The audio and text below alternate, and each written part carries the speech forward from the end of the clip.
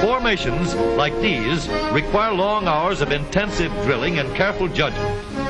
When the troop goes around the corner, the riders on the outside of the turn have to adjust their speed to keep even with the riders on the inside.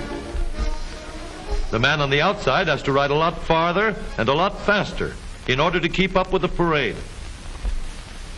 The outside wheels must spin faster than the wheels on the inside because they have a greater distance to travel in the same length of time. When a wagon turns a corner, the wheels can travel at different speeds because each one can turn freely on the axles. And in the early automobiles, the rear wheels turned separately and only one wheel was connected to the engine.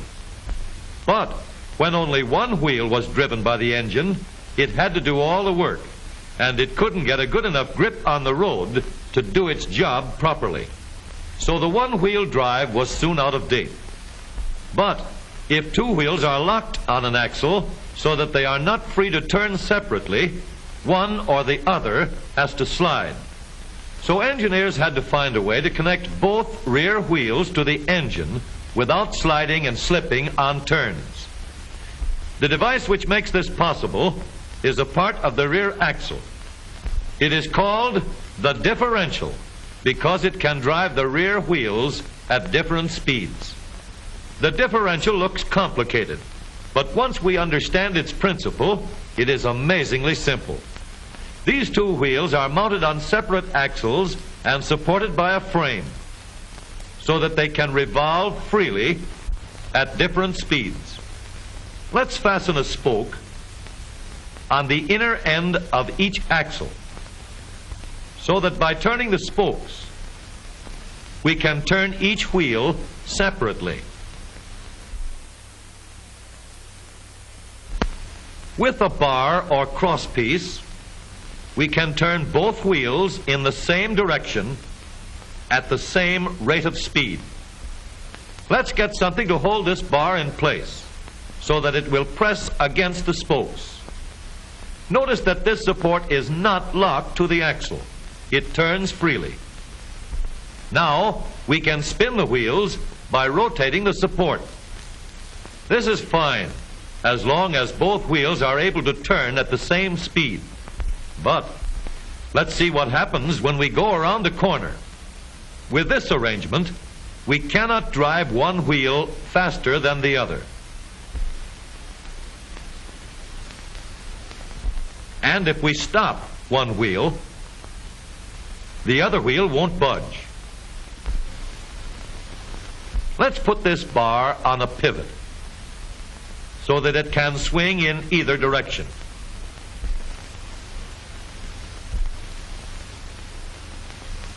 Now, the bar can still turn both wheels at the same speed. And because it pivots, it lets one wheel turn even when the other is stopped. But if turned too far, the bar will swing around until it won't drive the spokes that turn either wheel. We need another crossbar and more spokes to carry on the job. When we stop one wheel, the crossbars will continue to push the spokes of the free wheel around. As long as both wheels are free to turn, the bars do not swing on their pivot, and the wheels move at the same speed.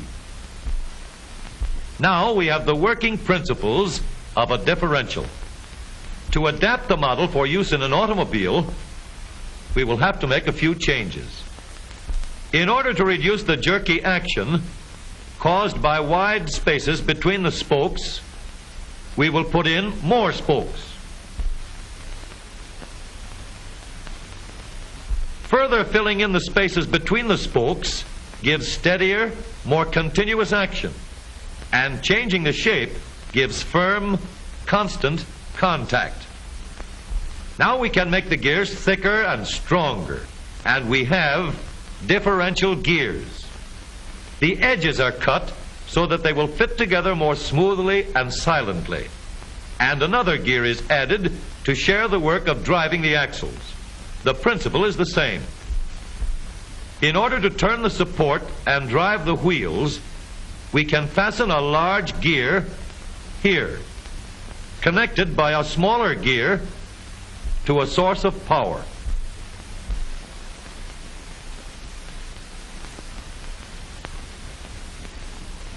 Notice that the power is connected to the differential at the center line. We can make our model more compact by moving the gears closer together.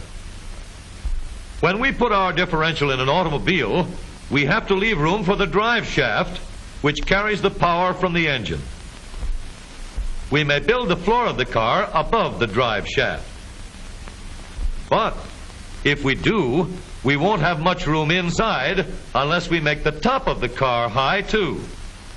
Of course, we could lower the floor and ceiling, but the drive shaft would be higher than the floor. This would have disadvantages. A shaft in the middle of the floor of an automobile would be inconvenient for passengers and would be awkward for carrying luggage.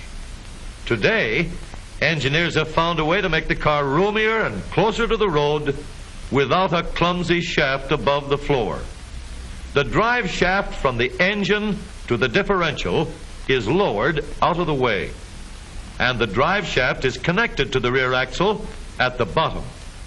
The new low center drive makes the rear axle quieter, stronger, and more durable because it gives better, smoother contact between the gears. The automobile of today with the low center drive is stronger and more rugged. Every part of the rear axle has been built to withstand strains far greater than it will ever meet on the straightaway or around the corner.